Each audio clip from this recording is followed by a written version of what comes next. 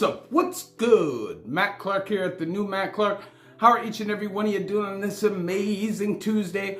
I'm doing great. My girl's doing great. My family's doing great. I hope each and every one of you are doing great. And I hope that you guys are having a great week. Let's be positive. If you could please hit that like button. If you could please hit that subscribe button and that bell notification button to get all my videos when they're new. If you could share with somebody on social media, help spread the message, help spread the word, that'd be amazing. And there's a PayPal option if you'd like to donate, help support the channel. There's a link in the description of most of my videos. So what's up, what's up, what's up? How's everybody doing on this frigid Tuesday? I hope that everybody's doing good despite the times that we're living in and the obstacles that we're all facing on a daily. I hope that everybody's doing their best at getting better every day, progressing in their life. And if they are struggling, going through some things, finding themselves and deciding that this needs to change or this is something that I need to change. You know what I mean. I said change twice there, didn't I? But anyways, so a long time ago, I did a video where I mentioned almost going on the run. And I haven't really told that story or elaborated on it at all. And somebody asked me recently in my comments to tell that story, and I've decided that's what I'm gonna do. You know, years ago, this is something I would have lived with. I would have sat with myself because I would have felt like it's nobody else's business. I was never an emotional dude. I wasn't raised up to be an emotional dude, although to myself, alone, emotional. You know, I have no problem being an emotional person, but you know, when you're in certain circumstances, it kind of makes you not make those emotions available because it's detrimental to you, your safety, or your ability to portray yourself as something, right? And when you're going through the system, you can't look soft. Emotions aren't allowed. Can't cry on the phone. People will bat you up. Now, if there's exceptions, like if your mom dies or if your kid dies, certain exceptions to those rules, right? But if you're on the phone crying about your girl or crying about your time, people are going to be real cheesed at you. And people are going to express that frustration with you. Anyways, my point is, in this story, I'm going to tell you guys about me. You know what I mean? I'm going to tell you something that's personal to me. And I wasn't sure I ever wanted to tell this story. And it's not because it's a bad story. It's just because I was ashamed for thinking the things that I was thinking. Now, when I first came home, when I first got out, keep in mind I had done years in the system. And then I went through 6 months of in-house treatment. When I was in treatment, clearly, this is not freedom. This is not being able to express yourself socially and things like that. So when I came home, I wanted friends. I wanted somebody to talk to and relate to, somebody that I could chill with. And I reached out to an old friend of mine that I thought, he's a good person. He's a good dad. At least he tries his best to be. And I figured this is somebody safe for me to hang out with, despite the fact that I know he battles with addiction. I didn't think he would put it in front of my face, which he never did. Kind of.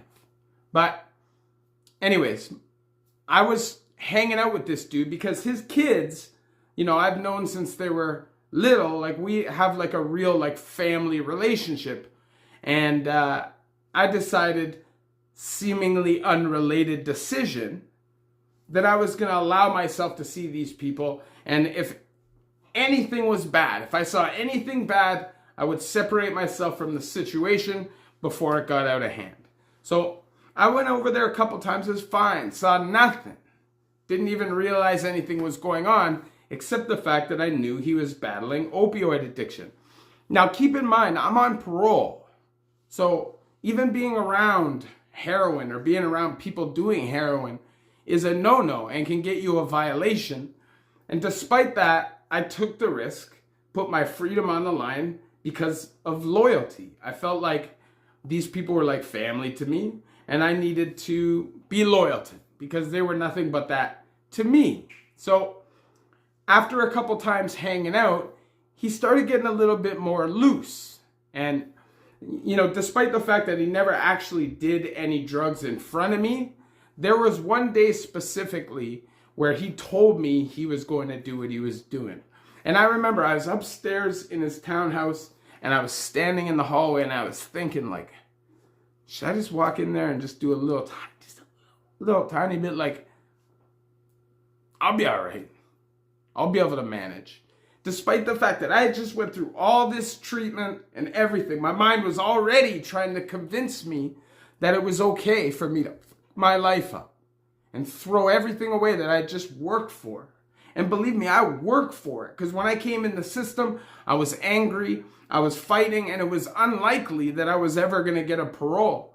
But working, doing my program and just deciding that I was going to behave in a certain way, that I wasn't going to get caught up in anything, and allowing myself to get into that treatment center, which I had to apply for, I had to do an interview for, and I was really considered like the upper tier of risk that they were willing to take because of all the recidivism in my life and my institutional record of fighting. Like, it's just a fact. But they decided that they would accept me because I had no violence on my record.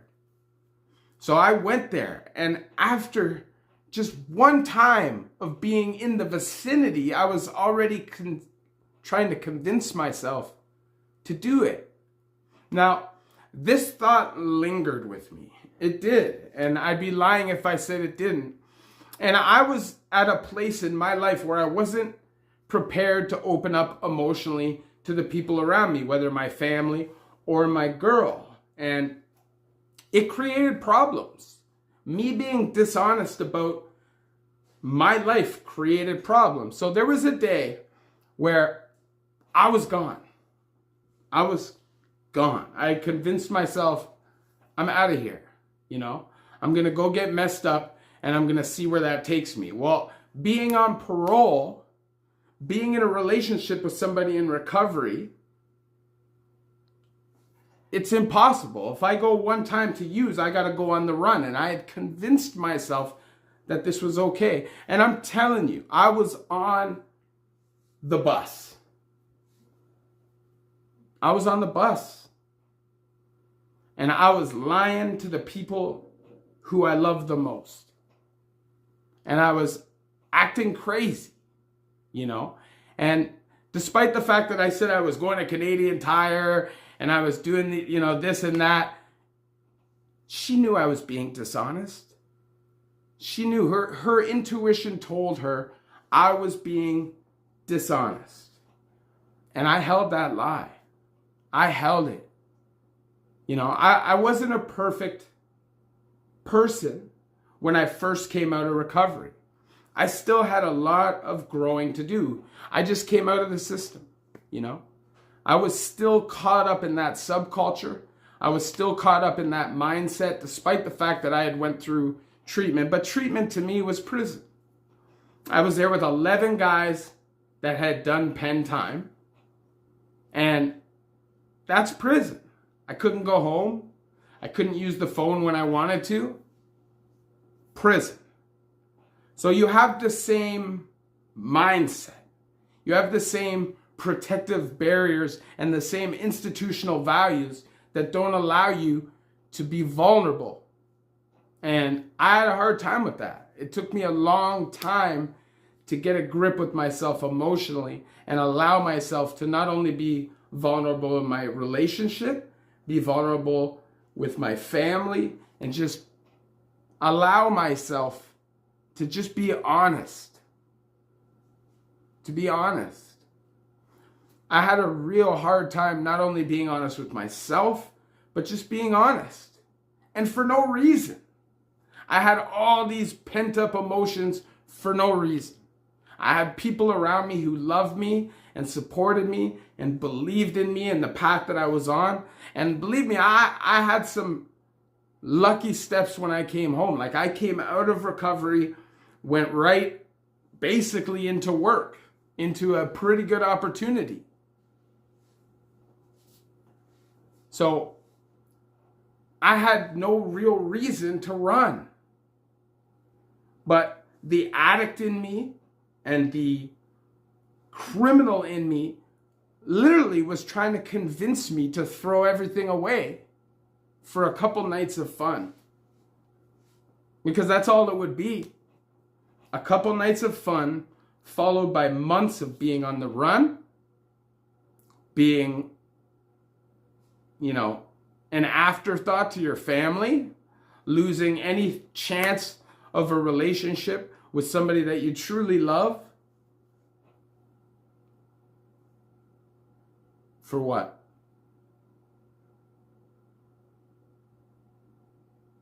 When you get wrapped up in the system, when you get wrapped up in the negative energy that comes with it, it's really hard to separate yourself from it. But you can't half step.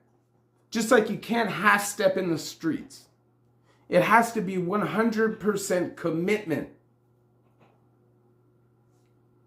Now I'm at a place in my life where I have no problem being an open book with anybody.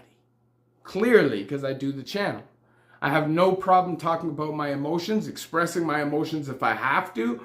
Now, I do still, at times, hold emotions in. And I think that's just, it takes time to change bad habits. The longer you hold things in, the more it builds up, the more it frustrates you. And then, you explode. And that's who I am. I'm an exploder. I'm somebody who kind of just throws it all away like that. Looks for any excuse. Obviously, I share my stories with you guys, so you guys don't have to go through these things yourselves. If I could snap my finger, nobody has to go to prison. Nobody's addicted to drugs or experiences abuse or trauma. That's what I do. But that's not a reality, especially in 2022.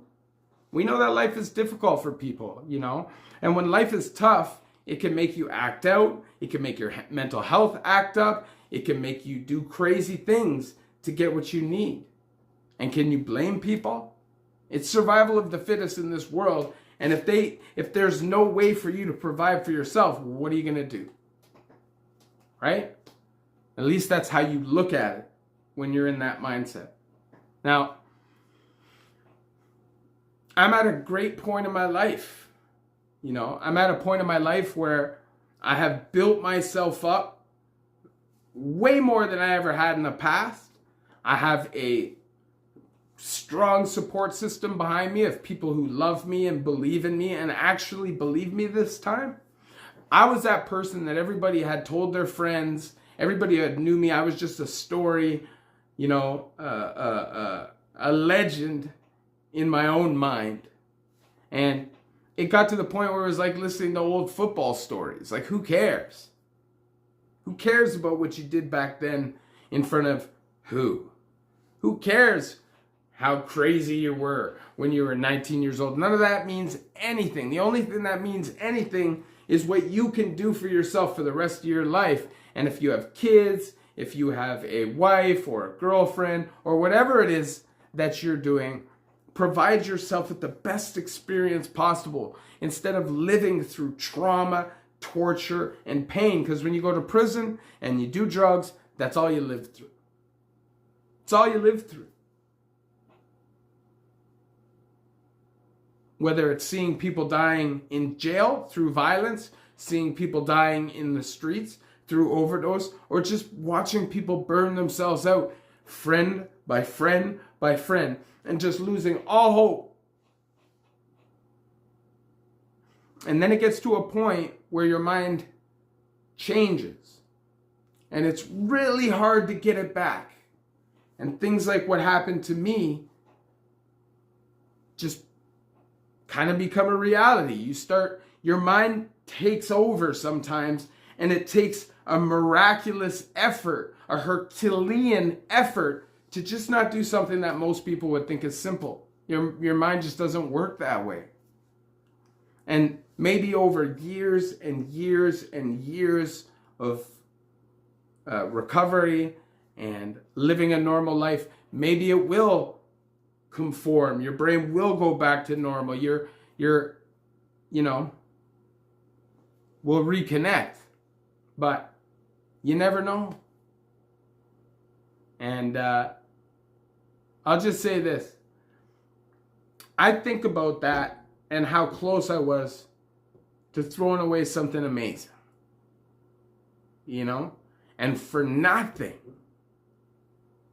For absolutely nothing. Except my own ego and my own need for tragedy. If you could please hit that like button. If you could please hit that subscribe button and that bell notification button so you can get all my videos when they're new. If you could share with somebody on social media, help spread the message, help spread the word, that'd be amazing. And there's a PayPal option if you'd like to donate, help support the channel. The link is in the description of most of my videos. So,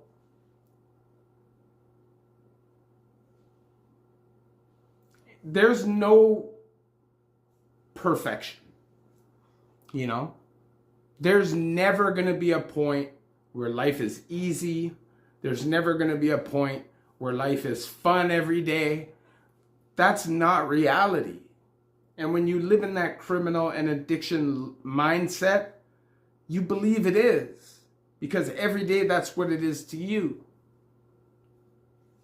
But as you get older, you're going to quickly see, as every year passes, as you grow older, time goes faster, and the ability to be able to turn your life around just gets a little bit further away. If you're watching this video and you're thinking about doing crime, or you're doing crime and you haven't been caught, stop. Just stop it. It's not worth it. And if you're using, stop if you can. If you're at a point where you're not addicted, stop. And if you are addicted, find a way to stop.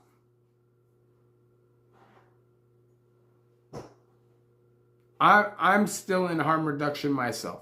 And I don't know how long I will be. But at least now I'm able to function. And I see myself actually living some kind of a life. Something simple and beautiful. Which is what I love each and every one of you. The new Mac.